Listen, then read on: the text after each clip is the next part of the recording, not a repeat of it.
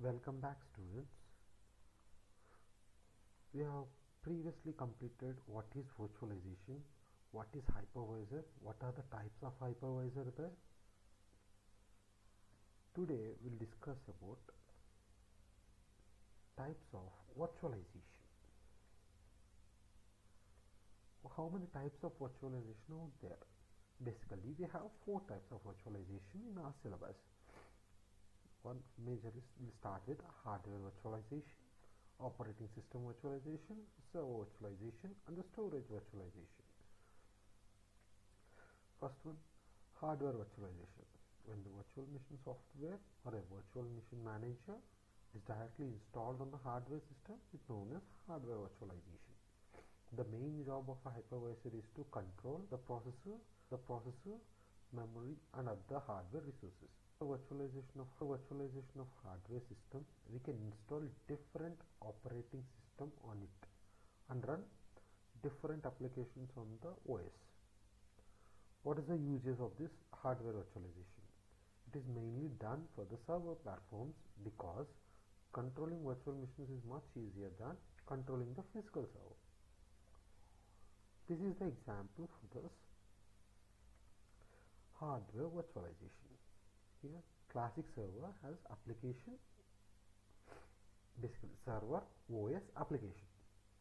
Here, virtualized server installation is we have servers. Over that VMware EX software is there. On that we have multiple OSs are there. In each OS we have a different application. Operating system virtualization, OS virtualization.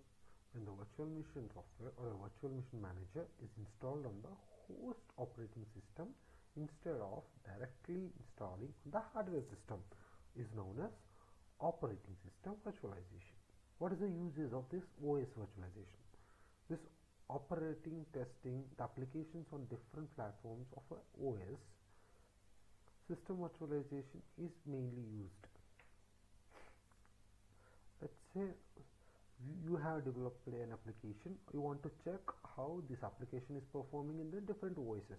For that type we use OS virtualization. The traditional OS operating system architecture. Host hardware is there, host OS is there, multiple applications will be there in the host OS, only single OS is there. See, coming to the virtual operating OS architecture.